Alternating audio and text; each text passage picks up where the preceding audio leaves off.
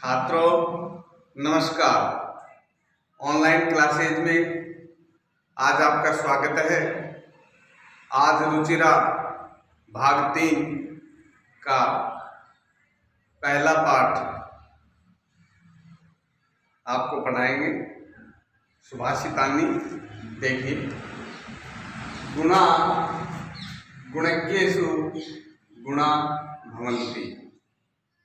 गुणा गुण, गुणज्ञेषु गुणवानों में, गुणा मीन्स गुण, भवन्ति होते हैं।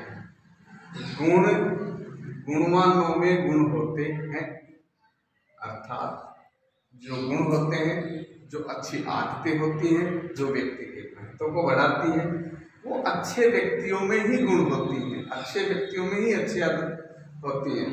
तो गुणा गुणज्ञेषु गुणा भवन्ति। गुण गुणवानों में गुण होते हैं, भवन्ति मानी होते हैं। ते निर्गुणं प्राप्य, ते मानी वे कौन? गुण। ते गुणा निर्गुणं प्राप्य, वे गुण निर्गुण को प्राप्त करके, अर्थात गुणहीन व्यक्ति को प्राप्त करके। यदि कोई गुणहीन व्यक्ति है और उसके पास में कोई गुण आ जाता है तो भवन्ति दोषा, वो गुण भी दोष बन जाता है। सुस्वादु तोया प्रभवन्ति नद्ये। यहाँ उदाहरण दे के बताया गया है कि सुस्वादु, सु मानी बहुत ही, स्वादु मानी स्वादिष्ट, तोया मीन्स जल। बहुत ही स्वादिष्ट जल अर्थात पीने योग्य पानी, नद्ये मानी नदियों में, प्रभवन्ति बहता रहता है। नद्ये नदियों में पीने योग्य स्वादिष्ट पानी प्रभवन्ति बहता रहता है। समुद्रम आसाद्य, समुद्रम मन समुद्र, आसाद्य मन प्राप्त करके, वह जल जो पीने योग्य था, मीठा था, वह समुद्र में पहुंच करके भवन्ति पेया, भवन्ति पेया, भवन्ति प्लस अपेया। भवन्ति मानी हो जाता है, अपेया मानी नहीं पीने योग्य। अर्थात ऊपर जो बात कही गई है, नीचे उस बात को उदाहरण देके समझाया गया है। पुनः मैं रिपीट करता हूँ। गुणा गुणज्ञेषु गुणा भवन्ति। गुण गुणवानों में गुण होते हैं। ते निर्गुणं प्राप्य भवन्ति दोषा, वे निर्गुण को प्राप्त करके दोष बन जाते हैं। सुस्वादु तोया प्रभवन्ति नद्ये। बहुत ही स्वादिष्ट जल, पीने योग्य जल नदियों में बहता रहता है। समुद्रम आसाद्य, इसमें संधि विच्छेद है। समुद्रम प्लस आसाद्य, समुद्र को प्राप्त करके भवन्ति अपेया, वो अपेय हो जाता है, पीने योग्य नहीं रहता है। दूसरा श्लोक। साहित्य, एक शब्द है साहित्य। संगीत, कला विहीनय। संगीत में थोड़ा यहाँ संगीत, साहित्य, संगीत, कला विहीनय।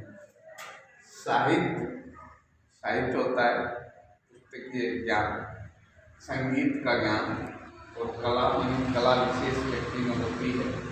कोई हुनर होता है व्यक्ति में, तो विभिन्न मानी रही। साहित्य, संगीत और कला से रहित मनुष्य साक्षात पशु पुच्छ विषाण ही है। साक्षात पशु है, साक्षात माने प्रत्यक्ष में पशु है। मनुष्य को पशु का दर्जा दिया गया है कि मनुष्य पशु है। कैसा पशु है मनुष्य, ये इसकी विशेषता बताइए। पुच्छ विषाण हीन है। पुच्छ मानी पूंछ से और विषाण मानी सींगों से, हीन मानी रही। अर्थात मनुष्य के सींग और पूंछ नहीं है, ऐसा वो साक्षात पशु है। कब पशु है? जब उसने ये ज्ञान प्राप्त नहीं किया है।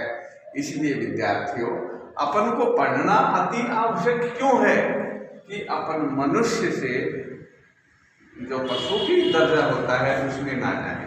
अपन मनुष्य हैं तो मनुष्य रहें। और मनुष्य कब होंगे? जब अपने अंदर ये ज्ञान होगा।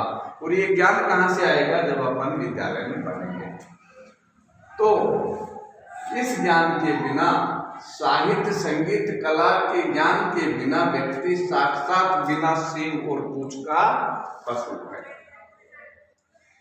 त्रैणम न खादन अपि जीव माने। त्रैणम माने घास फूस को, न खादन अपि नहीं खाता हुआ भी जीव माने जीवित रहता है।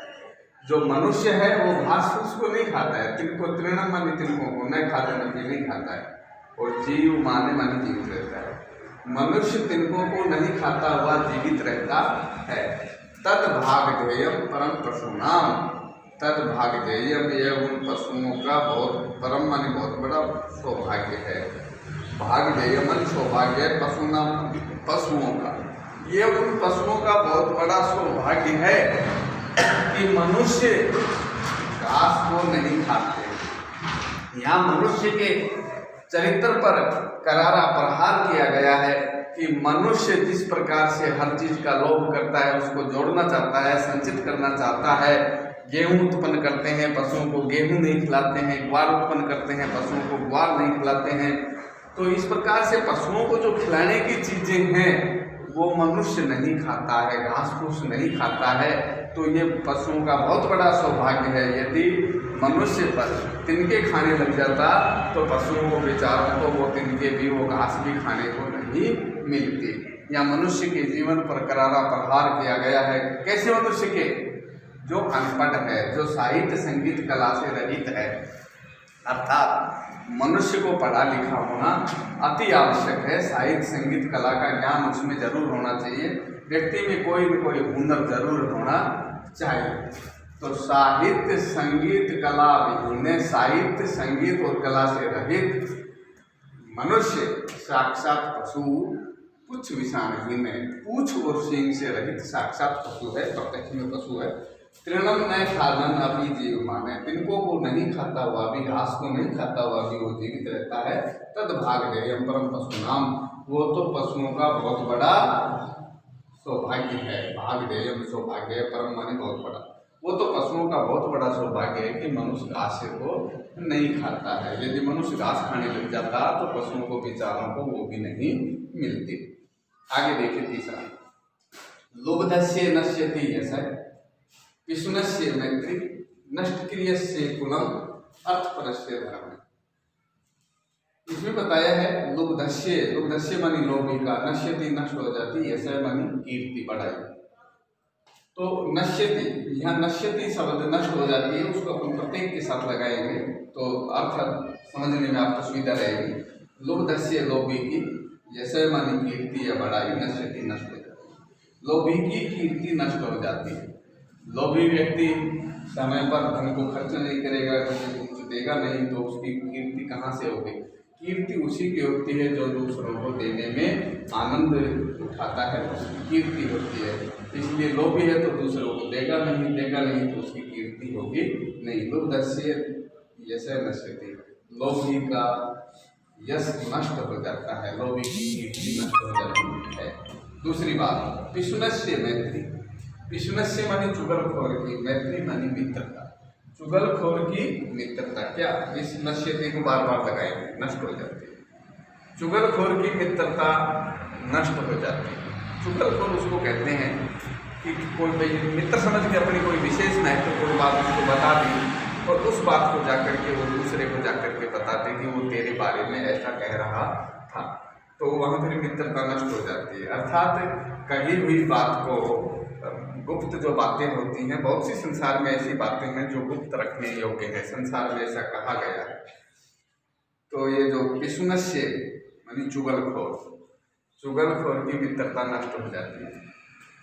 नष्ट क्रियस्य कुलम, नष्ट क्रियस्य, क्रियस्य मानी क्रिया करना, जो काम नहीं करता है, जो क्रिया नहीं करता है, अर्थात अकर्मण्य रहता है। नष्ट मानी नष्ट हो गई, क्रियस्य मानी क्रिया, क्रिया करना जिसका नष्ट हो गया है, काम करना जिसका बंद हो गया है, अर्थात अकर्मण्य, इसका शाब्दिक अर्थ होगा अकर्मण्य व्यक्ति का कुलम, कुल क्या हो जाता है, वही नश्यति।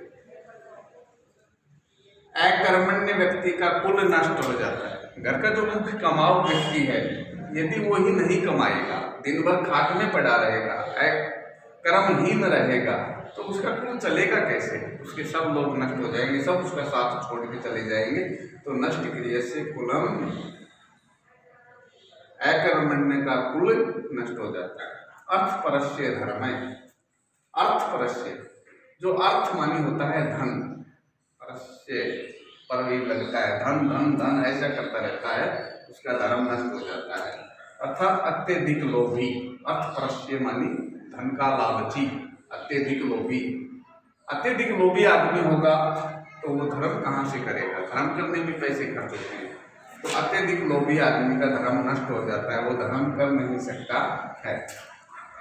विद्या फलम व्यसनिनय, व्यसनिनय का अर्थ होता है बुरी आदतों वाला। जिसमें बुरी आदत है उसका विद्या उसमें नष्ट हो जाती है। चाहे किसी ने कितनी ही अच्छी विद्या सीख ली है, लेकिन फिर उसमें यदि व्यसन आ गए हैं, बुरी आदत आ गई है, एक कोई भी किसी भी प्रकार का हुनर रखता है लेकिन वो समय पे काम नहीं करता है, तो फिर लोग उससे काम नहीं कराएंगे। जैसे एक कारपेंटर है, एक सफाई करने वाला कोई व्यक्ति है, मजदूरी करता है, बहुत अच्छा कलर करता है दीपावली के मकानों पे, लेकिन वो समय पे घर पे नहीं जाता है कलर करने के लिए, 5 दिन में 1 दिन जाता है, तो लोग उससे अच्छा कलर करना जानता है लेकिन फिर भी उससे वो कलर नहीं करवाएंगे। तो व्यसनी मानी बुरी आदत वालों की विद्या फलम, विद्या जो होती है वो नष्ट हो जाती है, उसका जो हुनर होता है वो धीरे धीरे खत्म हो जाता है। करत करत अभ्यास के जड़ मत अनुष्ठान, बार बार अभ्यास करेंगे तो अपन उसमें बहुत ही सफल हो जाएंगे, लेकिन यदि उस काम को बार बार नहीं करेंगे तो अपन उसमें फैल हो जाएंगे। तो व्यसनी में मानी बुरी आदत वाला अपने विद्या फलम मानी जो प्राप्त करने योग्य चीज होती है उसमें फैल हो जाता है, उसके फल को प्राप्त नहीं कर पाता है। कृपणस्य सौख्यम, कृपणस्य मानी कंजूस का, सौख्यम मानी सुख नष्ट हो जाता है। कोई कंजूस आदमी है, उसके पास पैसे तो हैं, 1000 रुपये तो हैं घर में, लेकिन गर्मी आ रही है, पंखा लगाना है 500 रुपये का, तो अब वो 500 गर्मी में मर लेगा लेकिन 500 रुपये का पंखा नहीं लगाएगा, उस पैसे का सुख नहीं लेगा। तो कृपण व्यक्ति का सुख नष्ट हो जाता है। राज्यम प्रमत्त सचिवस्य नराधिपस्य, परमत्त सचिवस्य, ये बीच की लाइन देखिए, परमत्त मानी आलसी, सचिवस्य मानी मंत्री। आलसी जिसके मंत्री होते हैं, गलत सलाह देने वाले जिसके मंत्री होते हैं, वैसे नराधिपस्य, नर प्लस अधिपस्य, नर मानी मनुष्यों का, अधिपस्य मानी स्वामी, नराधिपस्य मानी राजा, राज्यम राजा का राज्य, वही यहाँ जो बताया था नश्यति को बार बार लगाएंगे, नष्ट हो जाता है, राजा का राज्य नष्ट हो जाता है।